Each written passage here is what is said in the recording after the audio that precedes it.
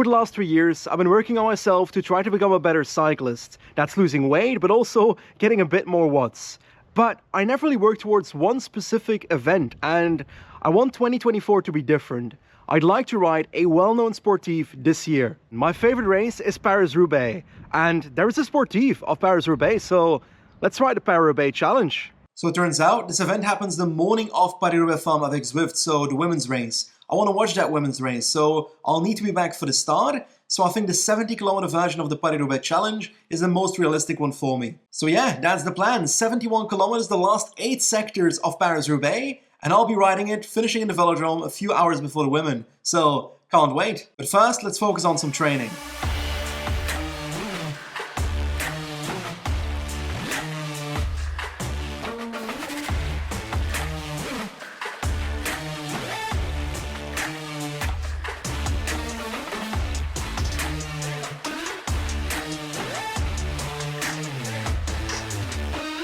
Okay, so the event is about 3 weeks away, and I've done quite a bit of training, but I don't feel overly confident yet, so today is supposed to change that. Today I want to do some kind of simulation ride, simulating what it's like doing a ride with so many cobbles in it. So that's why I'm in this spot with behind me the Looghuisstraat. The sector is about 1 kilometer in length, quite an open area, so quite a bit of wind. The first 75% is completely flat, followed by the last portion, which is slightly uphill towards the end of the sector. And obviously these are Flemish cobbles, not Roubaix cobbles, so they're quite a bit easier, but I still think this sector is a really good simulation of what it's gonna be like. So yeah, my plan is extremely simple. I found a lap that is about 3 kilometers long that includes this sector. I'm gonna do this lap 25 times today, so 75 kilometers, including 25 kilometers of Looghuisstraat cobbles. I don't know, sounds like a pretty good simulation to me. 3, 2, 1, let's go.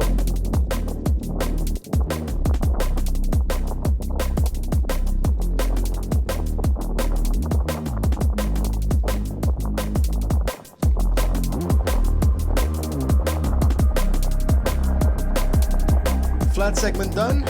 We're now going to turn onto a slightly climby end.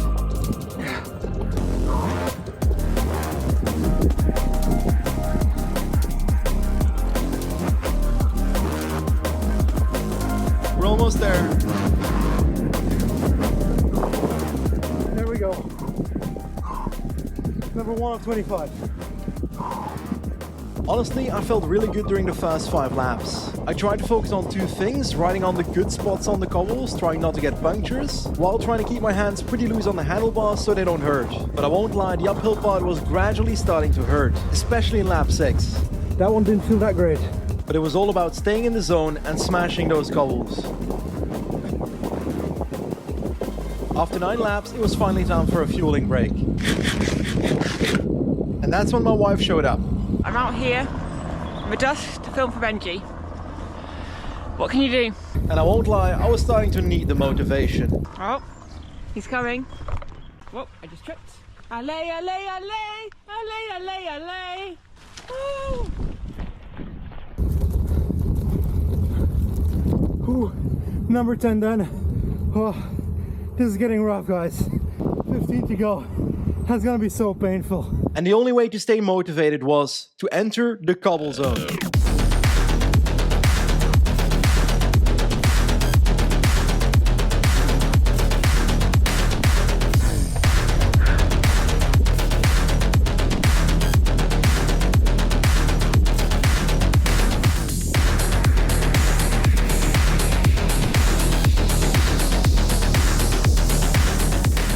"17 laps in, I was really suffering. And from there, it didn't get any better. To the point that I was on the brink of giving up. I'll be straight up honest with you.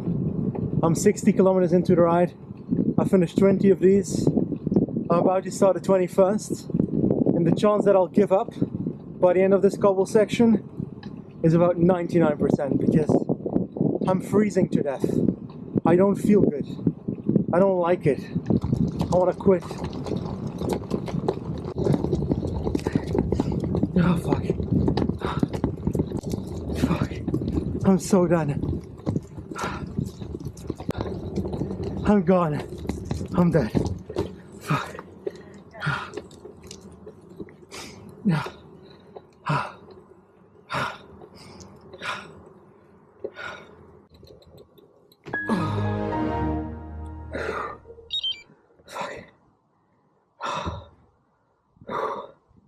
So yeah, that's the end. Not the 25 I was hoping for, but 21's pretty good. Look, I start. That's 21 kilometers of cobble, so the most I've ever done combined, but in one day now, so that's crazy. Anyway, I'm pretty fucked, so I'm gonna take a shower, have some dinner, and go to bed pretty early tonight. But that's it for now, and I'll see you soon. Goodbye.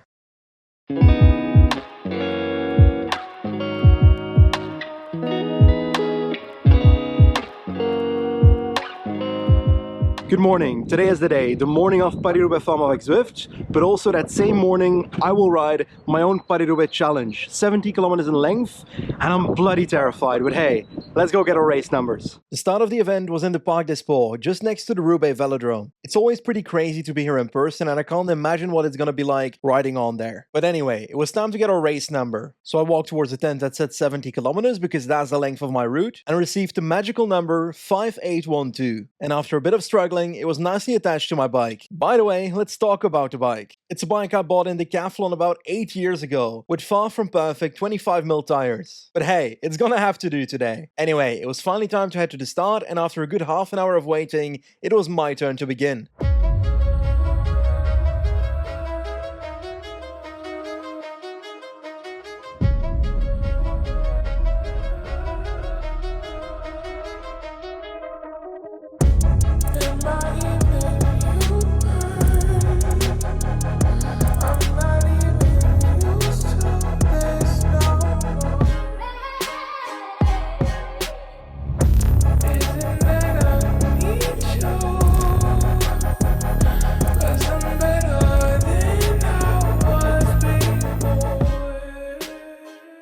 I won't lie, I was a bit scared to go into this event because the last 3 weeks were about the worst preparation I could have had for this.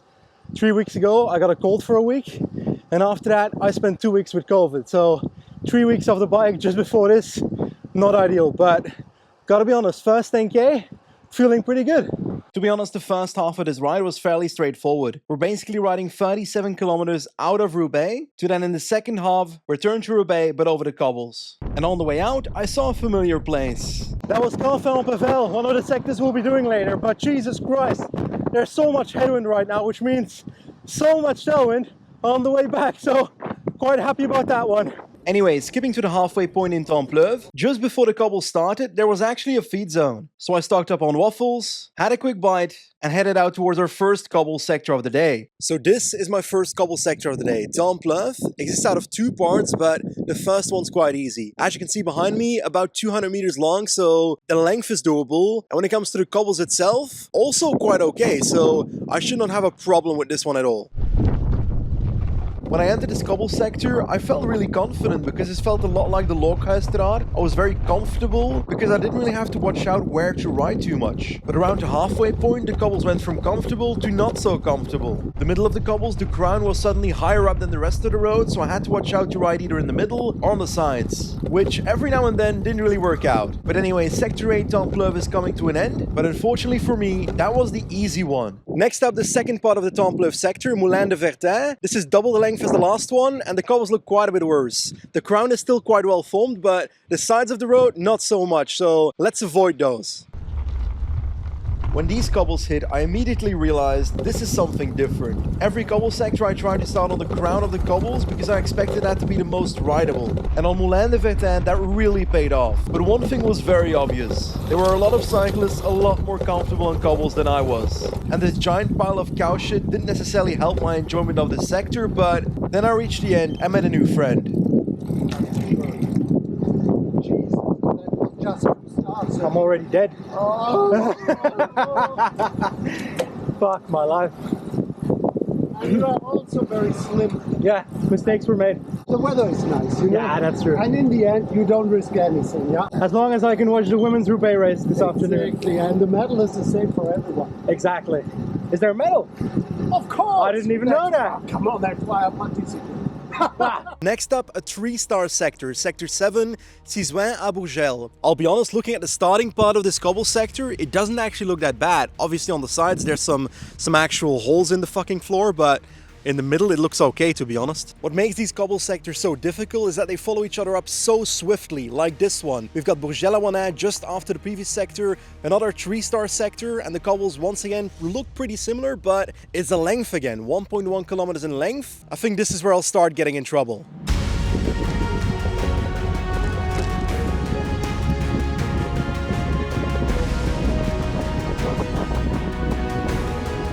Holy shit, a horse. I feel like they're evolving right now.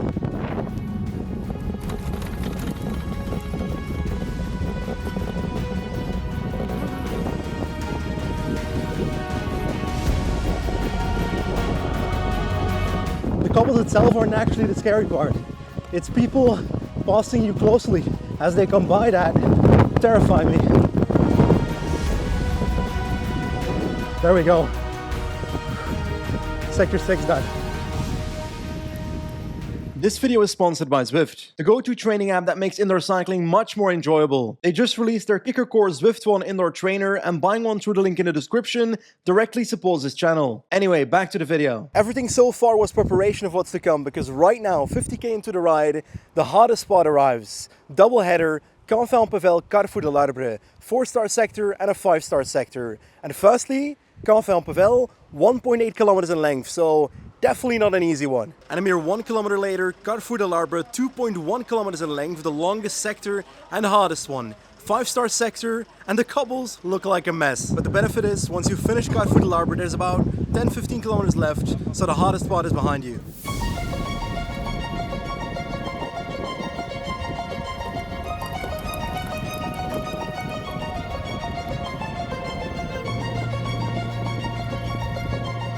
On the last two sectors, I didn't feel like the length was adding to the difficulty, but Mons-en-Pevele was different.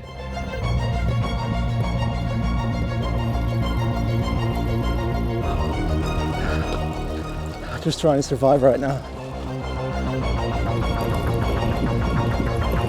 It wasn't about trying to get over the cobbles as fast as possible anymore, it was about surviving. This sector was so much harder than the last ones. Oh, my hands hurt so much, and I'm talking about my fingers and not even the palm of my hand. It's crazy. And then it was time for our 5-star sector, Carrefour de l'Arbre.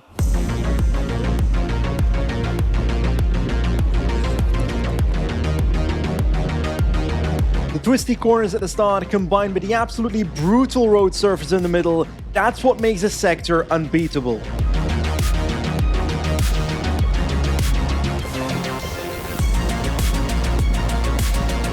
I was at my absolute limit, but I knew if I could get to the end of this sector, I'm basically already at the finish line.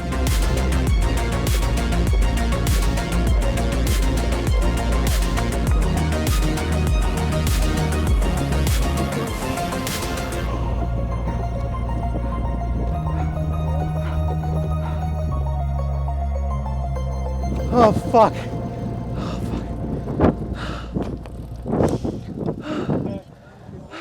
And I fucking did it. I completed the hardest sector, Carrefour de l'Arbre. So now I knew I can do these last 15 kilometers. Let's go to the Velodrome. 2-star sector, Grusson was next, but I wasn't too scared of that one. Next one.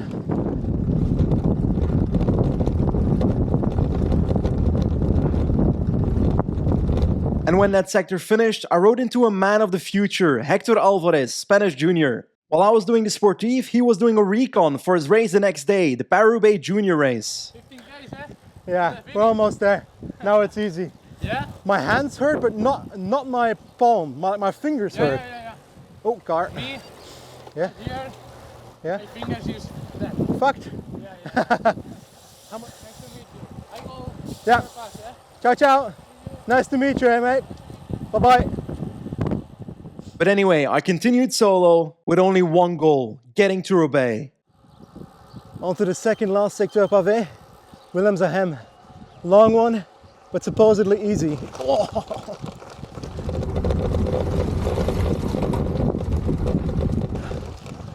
Oh, fuck. This is the corner where Van der Poel nearly crashed last year. Oh. I don't want to do that. On Willemse I really started feeling like I was in that final of Paris-Roubaix, that I could smell the velodrome and that I was acing towards it. But the last 2 kilometers were endless. And then finally I arrived. I arrived at the velodrome and it was time to take it all in. Here we fucking go. Got it.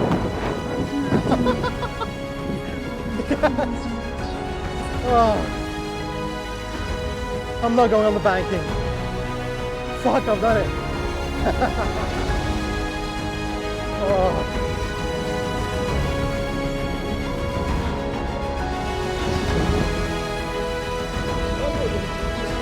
That's fucking beautiful.